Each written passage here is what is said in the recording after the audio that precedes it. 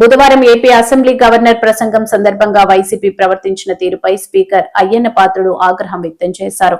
చట్టసభలపై మంచి అభిప్రాయం ఏర్పడేలా అసెంబ్లీ చూసేందుకు బుధవారం పిల్లల్ని అనుమతించాం. వారు ఏమనుకుంటారో అని కూడా వైసీపీ ప్రజా ప్రతినిధులు ఆలోచించలేదని అన్నారు.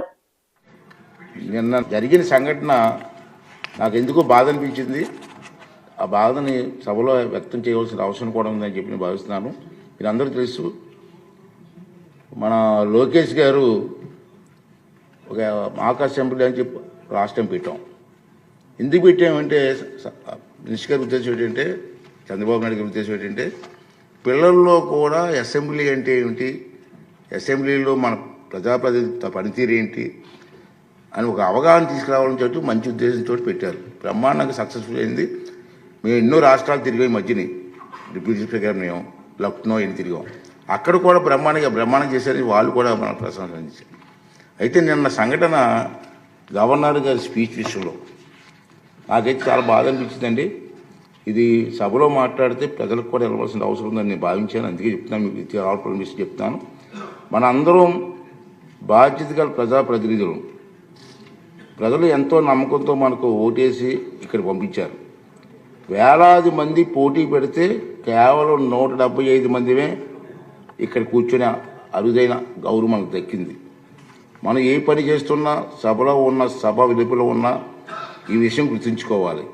సభా గౌరవాన్ని పెంచకపోతే పర్వాలేదు, కానీ దిగజార్చే హక్కు మాత్రం మనకు లేదు అన్న విషయాన్ని ప్రతి ఒక్కరు గుర్తుంచుకోవాల్సినటువంటి అవసరం ఉంది. దురదృష్టవశాత్తు నిన్న మనం ఆహ్వానం మేరకు సభకు వచ్చేసిన గవర్నర్ గారు ప్రసంగిస్తుండగా మనం చూసిన దృశ్యాలు మనకు ఖచ్చితంగా తలవంపులు తెచ్చేవే. చాలా బాధ అనిపించింది. ప్రజలు మన నడవడికని నిశ్చంతగా కనిపెడుతూ చూస్తూనే ఉంటారు.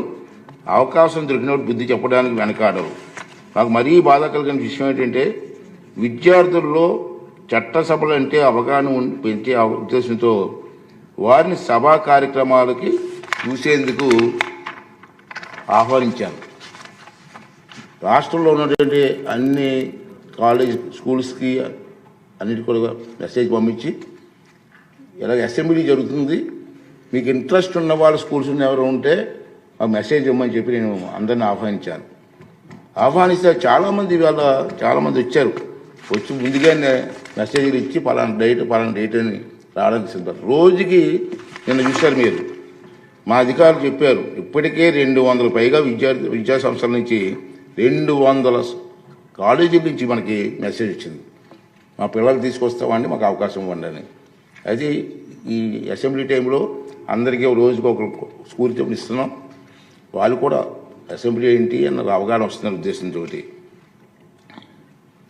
మీకు తెలుసు, ఒక సదుద్దేశం ఏంటంటే, విద్యార్థులకు రాజకీయాలన్నా, చట్టసభలన్నా, ప్రజాప్రతినిధులన్నా సానుకూల అభిప్రాయం కలగాలన్న ఉద్దేశంతో వారిని ఆహ్వానించాను. కానీ మనం చేస్తున్నది ఏమిటి? గవర్నర్ గారి ప్రసంగాన్ని నినాదాలతో అడ్డుకొని కాగితాలు చింపి వెదజల్లని సభ్యుల ప్రవర్తన చూసి ఆ విద్యార్థులు ఏం నేర్చుకుంటారు? ఇది సూటిగా మనం మాట్లాడాల్సిన అవసరం ఉంది. మనం గురించి వారు ఏమనుకుంటారు? ఈ ఆలోచన నన్ను కలచివేసింది. మన అందరం కూడా ఆత్మహత్య చేసుకోవాల్సిన అవసరం ఉంది. ఆ పసిపిల్లల మనసులో చట్టసభలంటే చులకడ భావం ఒక్కసారి ఏర్పడితే దాన్ని తొలగించలేము. అంచేత రాబోయే రోజుల్లో మన గురించి మాట్లాడలేదు నేను. దీని కారకులు ఎవరో వాళ్ళందరూ కూడా ఆత్మ విమర్శ చేసుకోవాల్సిన అవసరం ఉందని చెప్పి ఈ శబ్దారా వాళ్ళందరికీ పనిచేస్తానండి. ఈ విషయం మీకు అందరి ముందు చెప్పాలని ఎందుకు బాధ అనిపించింది. అంటే ఈవేళ ఈ విషయం మీ ముందుకు చెప్పాలనే ఉద్దేశంతో ఈ 4 మాటలు చెప్పడం జరిగిందండి.